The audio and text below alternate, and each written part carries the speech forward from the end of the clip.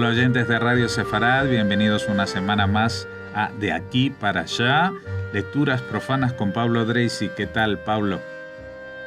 Hola, ¿qué tal, Jorge querido? Bien, muy bien.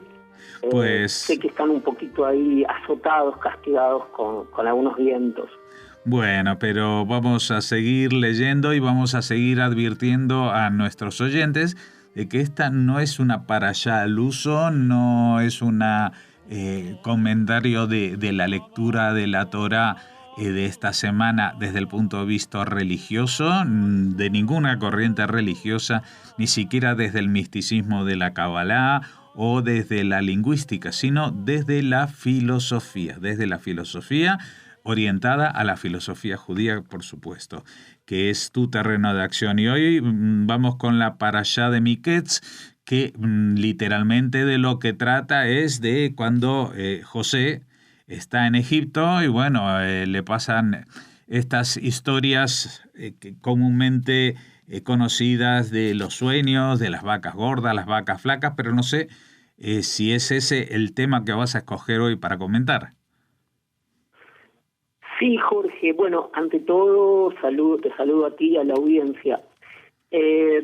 Lo que elegí hacer es obviar el tema de los sueños de José, que es un tema ciertamente muy relevante y sobre el que hay una abundante y muy rica bibliografía, incluso bibliografía secundaria, donde hay cruces muy interesantes con Freud, donde aparecen algunos temas vinculados a lo onírico que ya habíamos revistado cuando tratamos el tema del sueño de Jacob, los ritos de incubación. Es decir, hemos hablado de los sueños, es un tema muy interesante en el texto bíblico que, como tú decías, incluso da para reflexiones, permite reflexiones no solo religiosas ni místicas, sino también, por supuesto, filosóficas. Pero en este caso, lo que vamos a tomar de esta porción bíblica que nos toca hoy es un episodio, es un rasgo, un sesgo, una nota distintiva que no es la muy frecuentada de los sueños, sino la menos frecuentada, pero no menos saliente o relevante, que es la de el llanto. Es decir, estos pasajes que nos tocan hoy exhiben una coloratura muy particular en relación a que el personaje central, que es José, al menos 5 veces llora. Es decir, la figura del llanto es una figura pregnante, es una figura casi, no diría central porque no está explicitada, pero es un rasgo de carácter por un lado de José, pero por el otro lado también habilita una reflexión acerca de cómo el texto bíblico, en su originalidad hebrea, permite una reflexión acerca de las emociones. En principio, el tema del llanto, para comenzar a revistar, aparece al menos, podríamos decir, 3 veces de manera categórica y fundamental en esta historia. En realidad, 4 veces, depende cómo uno lo tome. Concerniente a la parashá que nos toca hoy comentar filosóficamente o dar algunas reflexiones de orden teorético, en 42:24, Bereshit, Génesis, se dice de José: se alejó de ellos, es decir, de sus hermanos, quienes, recordemos, lo habían vendido, lo habían castigado de diferentes maneras porque lo habían vendido, le habían dicho al padre que lo había devorado una fiera, para eso falsamente le muestran al padre las prendas de José manchadas de sangre, etcétera, etcétera, etcétera. Entonces, José se alejó de ellos cuando ellos le van a solicitar alimentos, es decir, José ahora tiene una posición de poder, se invierte la relación, la víctima pasa a ser de algún modo el poderoso, no digo el victimario, pero al menos quien mantiene una porción de poder importante sobre sus propios hermanos que precedentemente lo habían castigado. Entonces José se alejó de ellos, dice el texto, y se puso a llorar, y luego volvió y les habló. Este momento del llanto de José, me detengo un segundo en la escena, tiene que ver con que es un llanto solitario. Se alejó de ellos, es decir, contuvo el llanto, podríamos decir, mientras estuvo junto a sus hermanos. Sus hermanos no saben que ese hombre poderoso, José, es su hermano. Se alejó de ellos y se puso a llorar. Y luego volvió y les habló. Es decir, se seca las lágrimas, va a llorar en soledad y regresa. El momento es cuando Rubén amonesta a sus hermanos y lamenta la actitud de estos hacia José. José en ese momento entonces esconde su emoción y regresa con los ojos secos. Génesis 42, 24. ¿No? Esta escena del llanto. Segunda, estamos siempre dentro de la misma porción bíblica que nos toca hoy. Génesis 43, otro llanto de José, lágrimas de José, cuando ve a su hermano pequeño Benjamín, el hijo de su madre Raquel. Entonces sale a toda prisa, dice el texto, y dice el texto, se le saltaban las lágrimas. Es un momento en que no está muy claro si llora realmente, porque el texto dice se enterneció. Es un verbo, ¿no? Regem, que viene de la palabra útero, también tengo entendido que es utilizado para piedad o misericordia cuando lo traduce Jerónimo al latín. Segundo momento entonces de las lágrimas de José.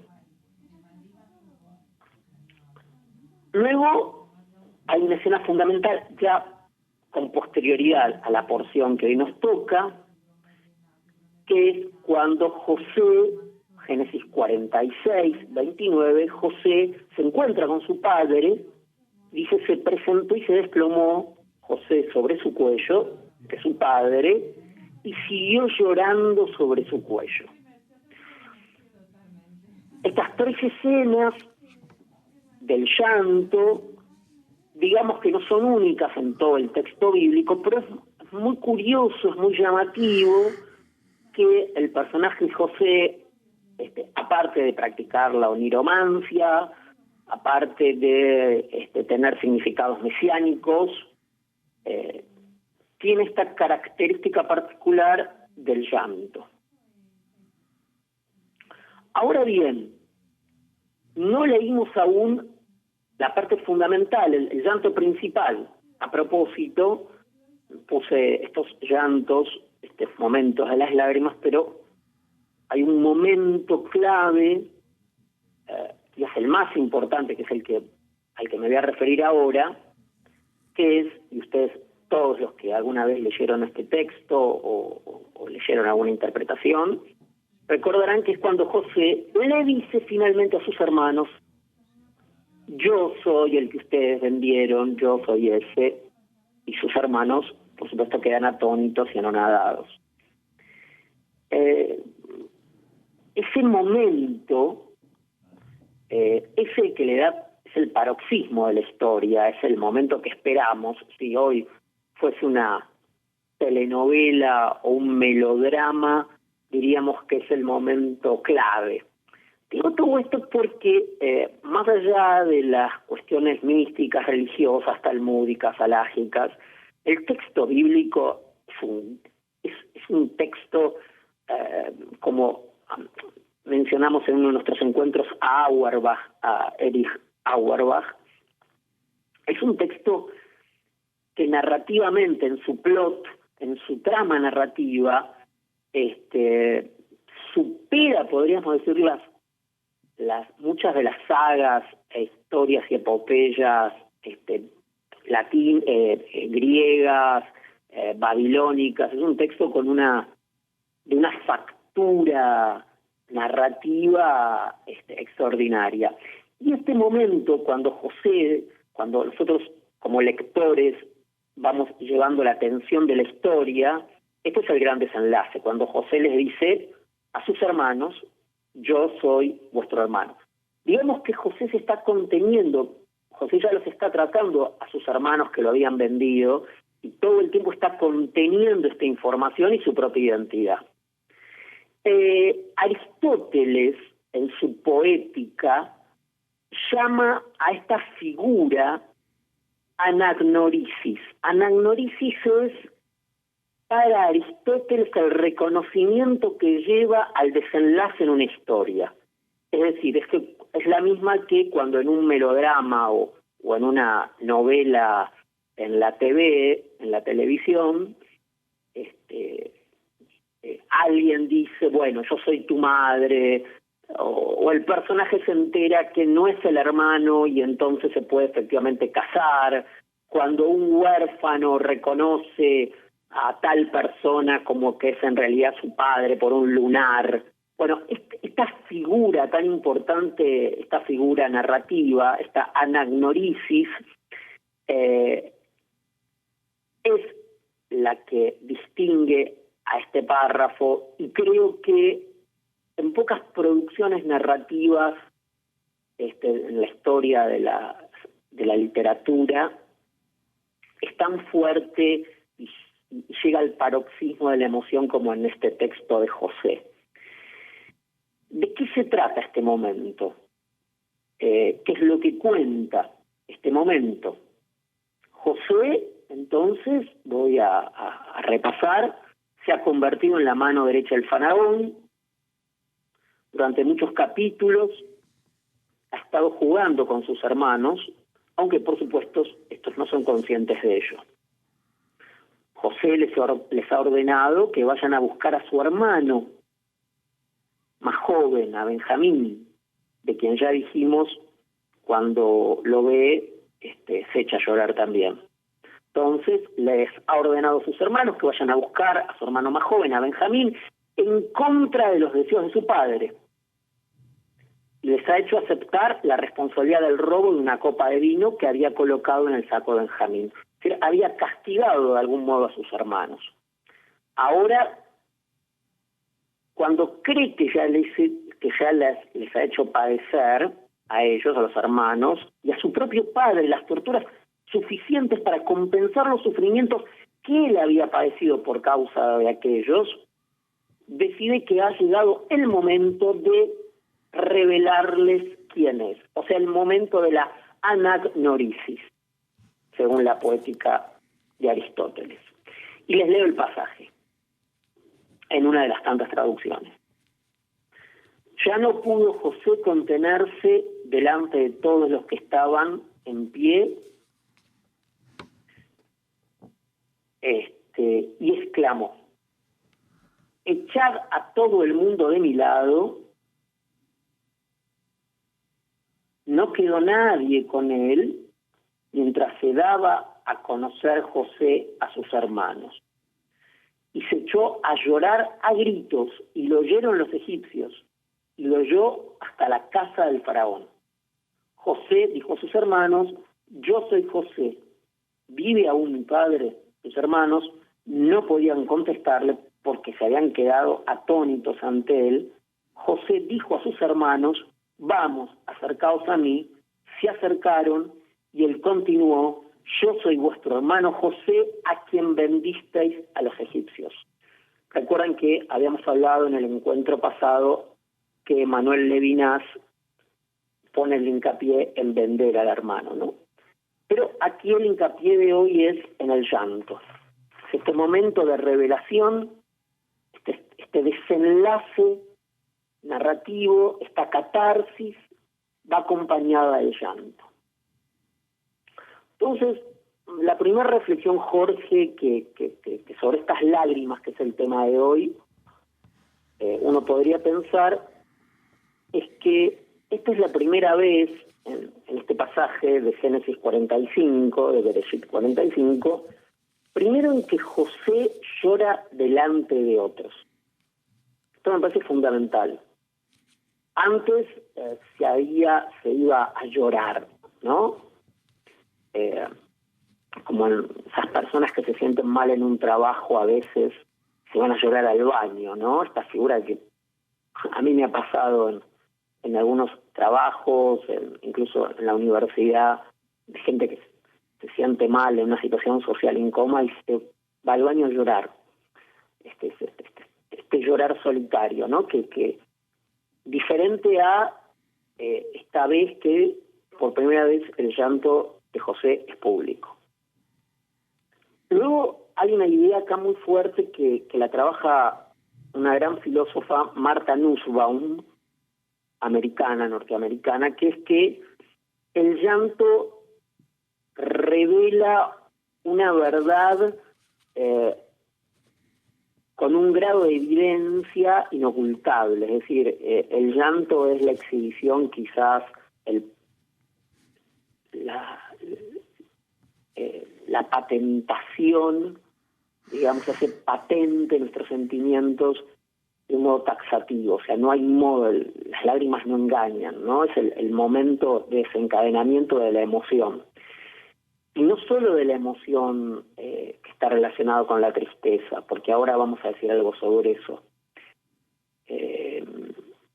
Digámoslo ahora mismo, José no derrama una sola lágrima por dolor o por tristeza. Cuando efectivamente lo tiran al pozo y luego dice el texto que los hermanos habían oído los gritos de José.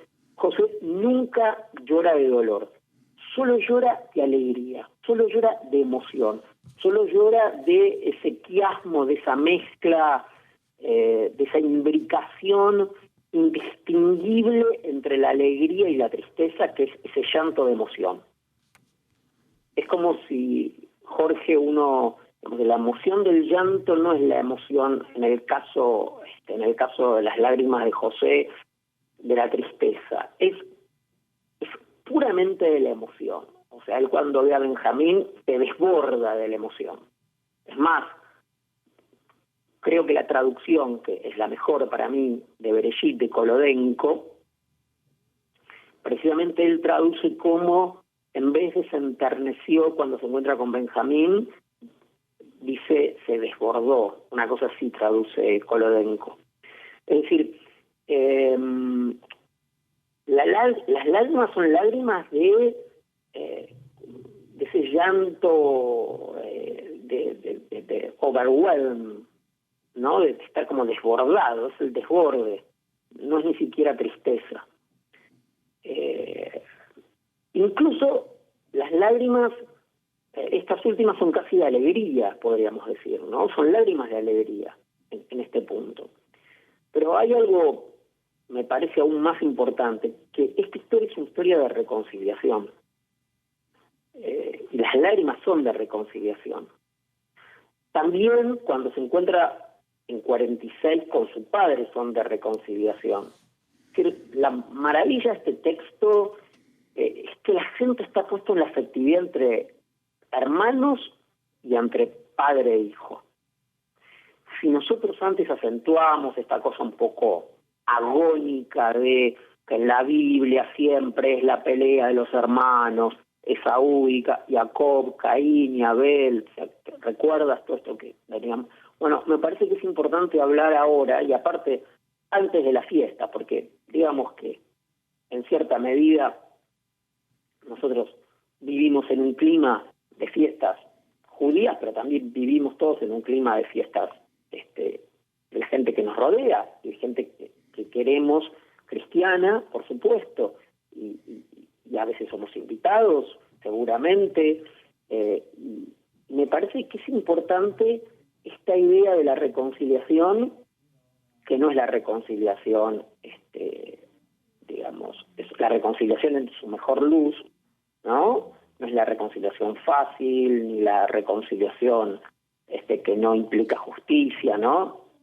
No es amnistía, es la verdadera reconciliación que pasa por el afecto, que pasa por... pocos artificios de la cultura han dado cuenta para mí tanto de este momento de la emoción, salvo, yo solo una vez pude sentir leyendo un texto esta fuerza del llanto, de la reconciliación y el llanto que no es de tristeza ni de dolor, sino del llanto de, casi diría, de alegría, de estar desbordado por la emoción. Hay una película, un film, de un director inglés que curiosamente es judío, se llama Mike Leigh, se escribe, creo, L-E-I-G-H-T, pero ese no es su verdadero nombre, tiene un nombre ashkenazí, que ahora no lo recuerdo, muy característico, un apellido, todo esto lo estoy pensando ahora, por eso estoy asociando. Mike Leigh tiene una película fantástica que se llama Secretos y Mentiras, si no me equivoco, que va acerca de una adopción en una familia, una persona que está adoptada, y que también en la película está muy bien, pues finalmente hay una revelación sobre quién es adoptado, y hay esta figura de la anagnorisis. Y ahí también hay un llanto desbordado, hay un llanto incontrolable, y este llanto incontrolable tiene que ver con una revelación que nosotros, por supuesto, es el desenlace final, ¿no? Pero en este sentido el texto es arquetípico, en explotar este momento del llanto. Diría esto por hoy, ¿no? Uh-huh. Bueno, no sé si nos quieres recomendar alguna lectura sobre este tema. Sí, quizás estoy pensando que una lectura interesante es un libro de Martha Nussbaum, esta filósofa norteamericana que se llama La fragilidad del bien, cuyo tema es precisamente la relación que hay entre las emociones humanas, o las emociones, por supuesto, humanas, y la tragedia griega. Hay un libro muy interesante de un escritor y psicoanalista argentino que se llama Luis Guzmán, que él ha rastreado en la historia de la literatura universal, e incluso del pensamiento, el problema de las lágrimas. No recuerdo el nombre, pero lleva en el título la idea de las lágrimas o el llanto, y el escritor es Luis Guzmán, que es un gran psicoanalista y un gran escritor argentino, o por lo menos que a mí me interesa mucho. Y hay un libro de una estudiosa del judaísmo francesa que se llama Catherine Chalier, que justamente se llama Las lágrimas o el llanto en la literatura bíblica. Así que bueno, yo creo que con esas tres lecturas está muy bien. Bueno, esas tres lecturas y la película de Secretos y Mentiras que has mencionado. Hoy no ponemos cuadros, sí, que pero magnífica. No ponemos cuadros, pero de Mike Leigh. Muy bien, con estas recomendaciones vamos a encarar la parashá de esta semana, que recordamos se llama Miketzi.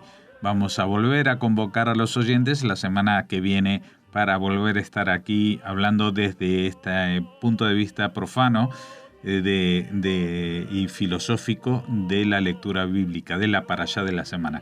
Muchas gracias, Pablo Dresig, por habernos atendido. Gracias, querido Jorge, y a la audiencia.